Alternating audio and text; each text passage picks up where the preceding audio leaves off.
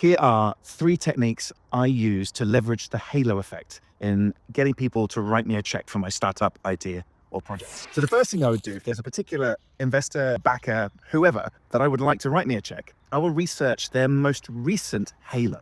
And what I mean by that is, what have they been endorsed for recently? What competition have they won? What article or piece of media have they been a part of which was very popular and positive? And I would research that, and I would create my own article on something like LinkedIn or X or Reddit. I would start my own conversation on their thing, and through whatever dark arts are necessary, ensure that my article or my thread or my whatever has high engagement. I would then, after that engagement, reach out to that individual and say, hey, this inspired a lot, really shows you're onto something. And I believe I'm catching up with you and would really enjoy your support. Now, the reason that works at getting an introduction is because their halo then extends to you.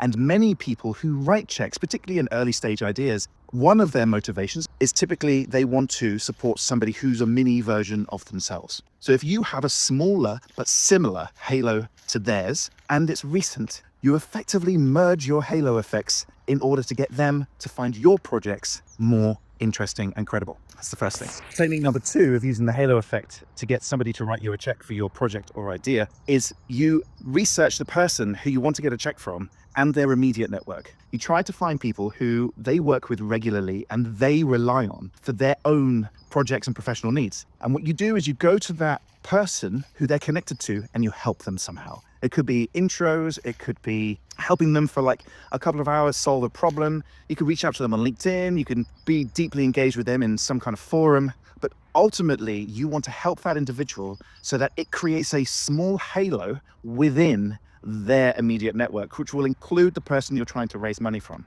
Now, once you have that, you then ask for the introduction and say, hey, I don't suppose I can call in that favor. I'm really keen to meet so-and-so. Here's a forwardable email. I'd be incredibly grateful if you can forward it and let me know if they're keen for the introduction. Most of the time, that works. The third technique I have used many times to leverage the halo effect to get somebody to write a check for my project or idea is to run a charity dinner. Now, the beautiful thing about running charity dinners is not only are they just a good thing to do, it means somebody who doesn't say yes to the invitation immediately positions themselves as a bit of an arsehole. So you can get people of very high personal value to come to charity dinners. And when you are hosting a charity dinner, particularly if you've raised a meaningful amount of money, and by that I don't mean thousands, but a meaningful amount of money, and you target a charity which is in the interests of the person you're trying to get a check from, you suddenly create a very large halo. And it's after that dinner, typically 24 to 48 hours after the dinner, you can then make asks of those individuals, leveraging your halo.